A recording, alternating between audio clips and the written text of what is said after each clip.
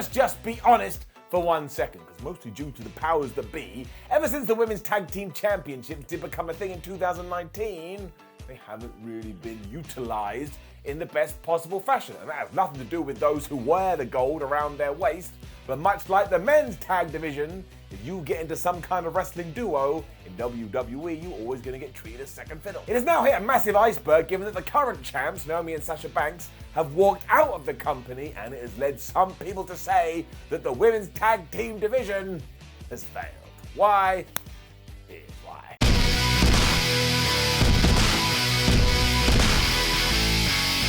I shall divide this into a handy list of reasons, because why not, it is YouTube. And at the very bottom of all of this is the Hug and Boss connection. Because Sasha Banks and Bayley are so damn passionate about what they do, they wield these titles into existence. They looked around the wrestling landscape and said, hey, why can't we have some women tag team championships on the show? And given that they were then crowned the first ever champions, they decided they were going to take it and do what they could. Now, it certainly made more sense back then because WWE had a much deeper roster, and we'll talk about that in just 1 second, because essentially you had bodies you could just put together and go, ta-da, we've made a tag team. And what happened is that they won these titles in February, and then they lost them 2 months later in April. Now, this was at WrestleMania, so I suppose at least it had some gravitas, but it went to the Iconics, and we all remember what happened when Billie Kay and Peyton Royce did with them. It was like, well, didn't see that coming. That didn't tie into the story at all. Now look, I thought the Iconics were great, but the problem here is that you could have kept these on Sasha Banks and Bayley for up to a year, and then one, people would have gone, wow, I should care about these things, but also two, when they did lose them, you'd be like, oh, I can't believe it. That's 12 months of my life. So doing it this way was just a bit meh. That's what people did, they went meh, because it didn't really give them any kind of emotional connection, which brings us into point 2, the use of NXT. Because another things we were told after these things were born is that they could be defended on Raw, they could be defended on SmackDown, and they could be defended down in NXT. Do you know how many times this actually happened in WWE's developmental brand? 3 times in 2 years. Now this seems crazy because it was in the middle of WWE having a ratings war with AEW, so why wouldn't you want to get some of your major stars and put them on NXT? And the absolute confusing part is the third time we did do this, afterwards William Regal went, you know what, I don't want none of that shenanigans, we're just going to make our own tag team titles. So do you know what it did to the original pair? It diminished them once again. And again, no, you don't do this every week because it's the law of diminishing returns, but you would have got such a good symbiotic relationship here. That's right, I'm using the big words. Because 1, it would have bolstered NXT, but also 2, it would have allowed you to have done a bunch of crazy, unique things with a set of championships that you weren't doing with the other championships, and then blah, blah, blah, makes these ones feel specialer. I know specialer isn't a word, but damn it, I am just ranting and raving, which actually brings us to our next point, the fact that at one stage we had Shayna Baszler and Nia Jax as our champions, and do you know what Nia Jax was more interested in?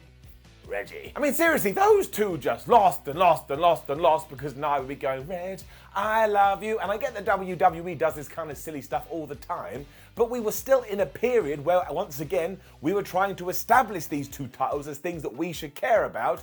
But now we were being told, no, ignore that, ignore this wrestling prize. We want you to look at this relationship. So we'd actually decided that distractions were more important, which brings us to another problem. The fact that there weren't many ideas. Because it started well because these belts got defended on 3 straight pay-per-views, but in the 39 pay-per-views or premium live events that followed, they only turned up on 11 if we don't count the kickoff show.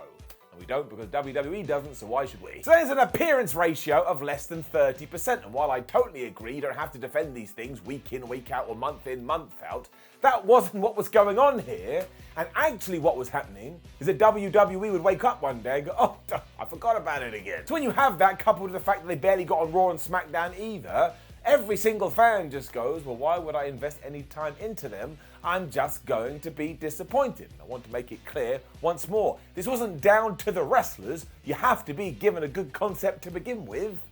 We just didn't. I mean, after the Iconics had won them, they had a few matches that week and then they vanished for a month. Nobody mentioned them and nobody told us where they'd gone. They then came back, they had 2 matches, and they were gone again. Randomly then in July, they held onto their belts via countout, and then 3 weeks later, they finally dropped them, which meant all of this was a 4 6-month period and there was nothing to talk about. It was this inconsistency that hurt so much, and also probably what wound up Sasha Banks and Naomi. Because they have been told, look, we know you're the tag team champions, but Bianca Belair is going to take on Naomi, and Sasha Banks, you're going to take on Ronda Rousey, and then you're both going to lose. And also, we've looked at the calendar, and no, we don't really know what we want to do with the tag team titles. And you could easily get away with that, of course. In fact, they'd probably be some good matches, but it's just more cracks in the armor. For example, do you remember when Eva Marie and Doudrop were a tag team for 2 weeks before they started to fall out? We also just fell off a cliff when Shotzi and Nox got called up, became the #1 contenders,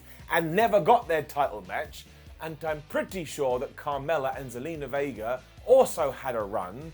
But seriously, do you remember anything from it? No, we were never given the chance. Because sadly, all we ever did when it came to this area is beat everybody over the head with a stick and ask the question, how can these two people coexist? And the answer is yes, they can coexist, and I know this because I'm looking at them and they're standing next to each other, and one of them isn't being sucked into the abyss, so they are existing within the same universe. But this was the ongoing story between Nia Jax and Shayna Baszler, especially, and it never went anywhere. Sometimes they fell out, then they were friends again, then they fell out, they were friends again. Sometimes they just looked at each other and went, as if they were a cat. I mean, the whole thing was built on this, and we didn't have an end game for it, so it meant nothing. Really though, aside from the fact that management has never really been into this, the roster at the moment is so sparse, I don't understand how you'd have a women's tag team division anyway. I mean, even on the men's side, we put Randy Orton and Riddle together because we needed some extra bodies that side, and they are still attending to singles duties. It's even more ridiculous back on the women's, because nearly every single team who have won the thing was just thrown together randomly. We've already talked about it. Like, we have this tournament coming up soon to crown new champions, and who's going to be in it? It's going to be like a 2-round tournament, and even then, somebody is probably going to have to join another team just so we can get the thing done. And don't get me wrong either, this can easily be saved, it just needs a little bit of TLC, and what we really should do, given that Raw and SmackDown are always borrowing ideas, is look at RK Bro and say, wow, they had really good chemistry, we felt it from the fans, and we went all in with it.